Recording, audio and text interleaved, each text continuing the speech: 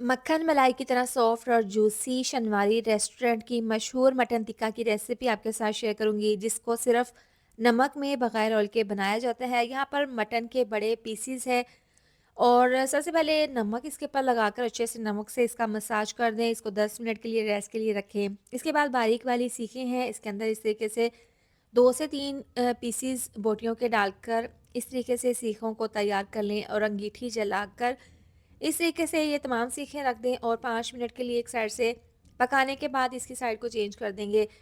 Brush की मदद से ऑयल लगा देंगे। ऑयल से इससे इसमें शाइन आ जाएगी। कलर इसके ऊपर अच्छा-सा गोल्डन आ गया है। तमाम सीखों से निकाल कर प्रेशर कुकर में डाल देंगे। साबुत लहसुन और हरी मिर्चें 1.5 गिलास पानी डालकर इसको प्रेशर कुकर का ढक्कन बंद करके इसको 30 मिनट के लिए पका लेंगे मीडियम टू लो आँच पर। इसमें हमने ऑयल नहीं डाला, ये मटन के अंदर से निकला हुआ ऑयल है। मक्खन मलाई की तरह सॉफ्ट जूसी मटन टिक्का तैयार है।